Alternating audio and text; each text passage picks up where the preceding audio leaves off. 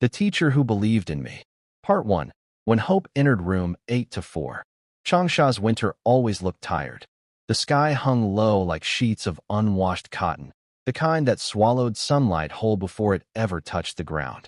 Huanbei No. 14 Middle School sat wedged between a new high-rise under construction and an old noodle shop whose sign flickered even during the day. Most students walked through the gates with practiced indifference, but not Leon Wu. He walked in as if the world weighed on his shoulders, because it did. He was 14, thin enough to look breakable, his navy uniform hanging on him like it belonged to someone bigger. He sat in the last row by the window, the chosen seat of students who didn't want to exist too loudly. His desk was clean, not out of discipline but habit. He never used it enough to make a mess. The textbooks inside his bag were pristine, not because he studied carefully, but because he rarely opened them.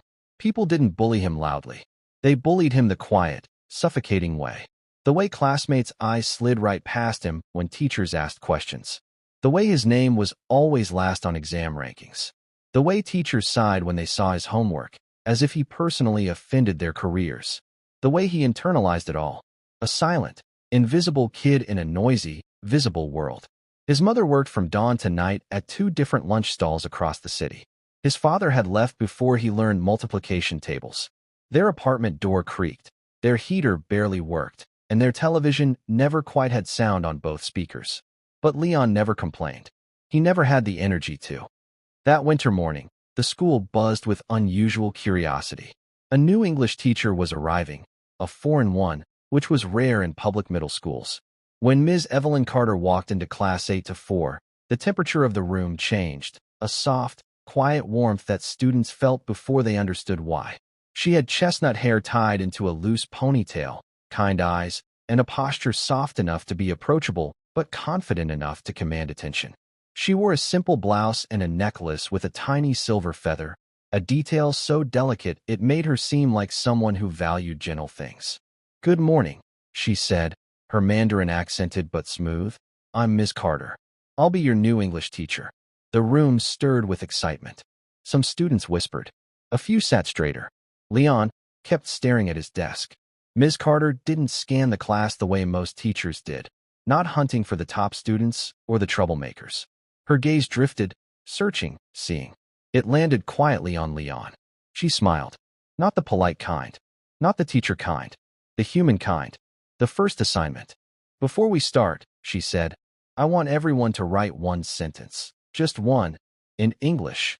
What is your dream?" Groans erupted. "Right? Already. In English? I'll die. I don't have a dream, miss." Leon's pencil hovered over his paper. His fingers trembled. "My dream is..." For a boy who had spent years being told to expect little, the question felt cruel. He didn't know. He wasn't sure he was allowed to dream. As he stared at the empty line, he felt someone approach. Ms. Carter bent slightly, reading the half-written words. "You're not done?" she asked softly. "I don't know what to write," Leon whispered. "Well," she said, "not knowing your dream is a great place to start." He blinked.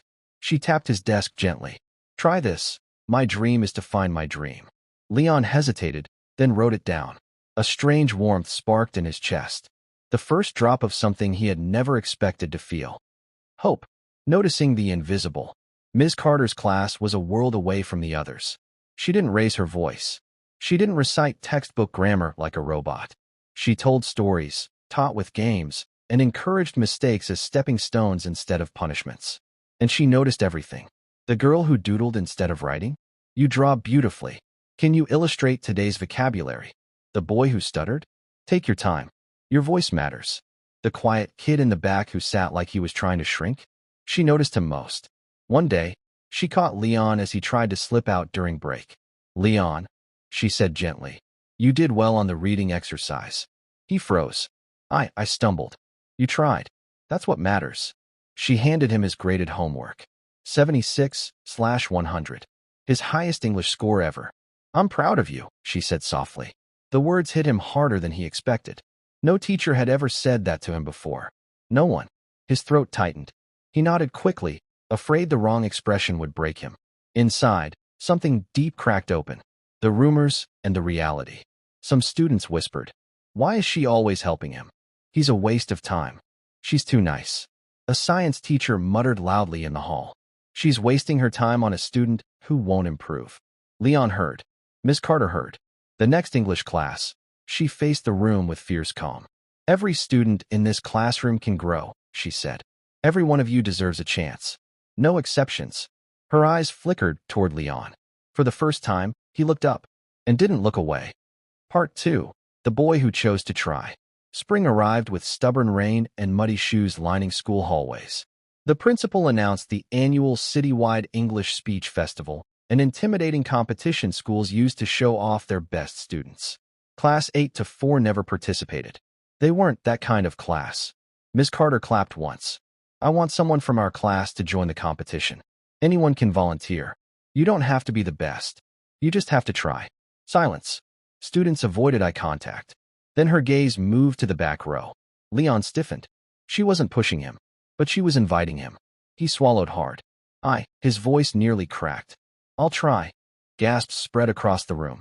Him? The quiet kid? The bottom-ranked student? But Ms. Carter simply smiled. Wonderful. We start practicing after school. Building a voice. Practice was brutal. Leon kept forgetting lines. His pronunciation wobbled. His voice shook. His posture collapsed the moment he felt eyes on him. One afternoon, after yet another broken sentence, he broke entirely, gripping the podium as if the wood might keep him from drowning. I can't do this, he whispered. I'm useless. Everyone's right. I'll embarrass you. His breath hitched. Miss Carter walked closer, her steps deliberate and soft. Leon, she said, look at me. He did. You're not useless. You don't know, he started. She shook her head. No, you don't know. You have worked harder than anyone else. You're growing because you're brave enough to try. A tear slipped down his cheek. No teacher ever believed in me, he confessed. I do, she said. And I will, until you can believe in yourself. Leon felt something change in that moment. A shift so deep it felt like the ground inside him rearranged. He nodded, wiping his eyes. Okay, he whispered. I'll try again. Transformation. Over weeks, his voice grew steadier. His posture straightened. His pronunciation sharpened. His eyes lifted from the ground to the horizon. One day, he delivered the speech without a single mistake. Miss Carter grinned. Leon, that was amazing. He blushed. Really, really. She meant it. He knew she did. And that belief fueled him more than any textbook ever could. Home, quietly changing too. His mother noticed it one night. The way he recited lines softly while doing dishes. You're practicing English? She asked, surprised. He nodded. For a competition. She paused. Her tired eyes softened, filling with something between pride and fear. Just don't get hurt if it goes badly, she said. It wasn't discouragement. It was protection from a world that had never been kind to them. Leon smiled gently. It won't, he said. Not this time. She didn't understand why he sounded so certain. But he did. Because someone believed in him. The eve of the competition. Rain battered the classroom windows. Leon walked in early. He needed the empty silence. Ms. Carter handed him a small slip of paper. Inside, you are more than you believe. His throat tightened. He folded it with care, placing it in his pocket like a talisman. Thank you, he said softly. For what? For everything. She smiled. Thank you for choosing to grow. Part 3. The day that changed everything. The City Hall auditorium buzzed with noise. Students from top-ranked schools wore immaculate uniforms, practiced accents, polished confidence. Leon felt like an ant in a forest of tigers. Ms. Carter adjusted his microphone. You nervous? She asked. Terrified, he breathed. Good, she said with a grin. It means you care. When his group was called, Leon stepped onto the stage. The lights blinded him. His palms sweated so much he feared he'd drop his note cards. The judges looked bored already. He took a breath. You are more than you believe. He began the speech. Good afternoon. My name is Leon Wu, and I want to talk about dreams. His voice quivered once, then steadied. Some people grow up with dreams handed to them. Others have to find them. I used to think I wasn't allowed to dream. The audience leaned in. I thought I was too quiet, too average, too invisible. A few students blinked, surprised at his honesty. But someone believed I could be more. He glanced at the wings of the stage, where Ms. Carter stood, hands clasped to her chest. And when someone believes in you, you learn to believe in yourself. His words grew clearer, stronger. My dream is not to be the best. My dream is to try, to grow, to keep going. The auditorium fell silent. Then, thunderous applause. He bowed, heart racing, chest burning with something he'd never felt before. Pride. The results. They read out winners by school ranking standards. First place, a girl from a prestigious academy. Second place, a boy from a private international school. Third place. The announcer paused. Leon Wu, Huanbei number 14 middle school. Silence. Then, his class erupted. Ms. Carter gasped audibly. Leon's mother, who had slipped in quietly at the back of the auditorium, covered her mouth in disbelief. Third place. In the entire city. Leon stood frozen. Ms. Carter grabbed his shoulders. Leon, you did it. I really did, he whispered. She laughed, tearing up. I told you. You were more than you believed. A letter. A week later, Ms. Carter received notice she would be returning to the United States due to family matters. Her contract ended early. When she told the class, everyone was sad. But Leon felt something inside him break. After school, he approached her quietly. You're leaving? She nodded gently. I have to. I'm sorry. Will you come back? She hesitated, then leaned down slightly. Maybe not. But you'll keep growing. With or without me. He bit his lip. But you changed everything. She placed a hand on his shoulder. No, Leon. You changed everything. I just showed you the door. You walked through it. Epilogue. 10 years later. The summer air in Changsha smelled of grilled street food and wet pavement. A new international education center was opening, bright, modern, glass-walled. A young teacher adjusted his tie in the hallway mirror. Leon Wu, now 24. Confidence in his posture. Warmth in his eyes. The softness of someone who remembered what it felt like to be invisible and vowed never to let another child feel that way. He walked into his first classroom, heart pounding with purpose. The students looked up at him curiously. Hello, he began gently. My name is Mr. Wu. And before we start English class, I want you to write one sentence. What is your dream? Groans rose around the room. He smiled. A familiar warmth filled his chest. After class ended, he found a shy, quiet girl lingering behind, her unfinished paper in hand. He knelt beside her desk. You don't know what to write? He asked. She shook her head. He smiled, the same kind Ms. Carter once gave him. That's okay. Try writing this. My dream is to find my dream. Her eyes widened. She wrote it down slowly. And as he stood, Leon felt something profound settle in him. A circle completed. That night, he opened a drawer at home. Inside lay an old, carefully flattened slip of paper. You are more than you believe. He smiled softly and whispered to the quiet room. I hope you're well, Miss Carter. I became what you saw in me. Outside his window, the city lights flickered like countless small dreams waiting to be discovered. And in one classroom, a new spark had just begun. Future glimpse. 10 more years later. The year was quiet in the way only early mornings could be. The International Education Center had expanded into a full campus now, its buildings modern and glass-lined, standing like a promise in the heart of a rapidly changing city. The world had grown louder, faster, more demanding, but inside his office, Leon Wu still kept a small sanctuary of calm. On his desk sat a framed certificate from the Ministry of Education, praising him for innovative contributions to youth development. Next to it, carefully preserved, lay the slip of paper that had shaped his destiny. You are more than you believe. He read it every morning, not as a comfort, as a responsibility. Today, the corridors echoed with footsteps and excited chatter. The annual Youth Future Leaders Forum. Teachers, counselors, and students from across the province were gathering to hear him speak. Him, a boy once written off by everyone except one teacher.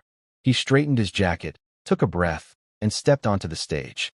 The auditorium was larger than the one from his childhood competition, but the nervous energy felt familiar. He smiled at the sea of young faces, some anxious, some overconfident, some lost. He understood all of them. Good morning, he began, his voice steady, mature, carrying a warmth that invited listening. I'm here today because someone once believed in me long before I believed in myself. The lights dimmed slightly. The audience leaned in. I grew up thinking I was invisible. A teacher, my English teacher, taught me otherwise. She taught me that dreams aren't something only perfect students are allowed to have. He paused, letting the truth settle. She changed my life. And now, every day, I try to pass that belief forward. His speech flowed effortlessly, part story, part guidance, part emotional truth. Students nodded. Some teachers wiped their eyes. When he stepped off the stage, a young man approached him shyly, holding a small notebook. "Mr. Wu, your words," he swallowed. "I've always thought I wasn't going anywhere. But now, I want to try." Leon smiled. He had seen that expression before, in a mirror, long ago. "What's your dream?" he asked gently. The young man hesitated. "I don't know." Leon reached into his pocket. He always kept blank slips of paper for this moment. He wrote a sentence and handed it over. The boy read it, eyes widening. "My dream is to find my dream." The echo of his past now guiding someone else's future. Later that night, alone in his office, Leon looked out the window at the glowing skyline. His phone buzzed, a new email. The sender's name made his breath hitch. Evelyn Carter. Subject: I saw your speech online. I'm proud of you, Leon. His vision blurred. He typed slowly, deliberately. "Thank you for believing in me. I'm trying to be for others what you were for me." A new message came instantly. "You already are." Leon exhaled, eyes glistening, heart full. The boy he once was, the man he had become, the future he was shaping, all connected by one belief. You are more than you believe. Don't forget to like, subscribe, and share for more manhwa style stories. Comment your favorite moment.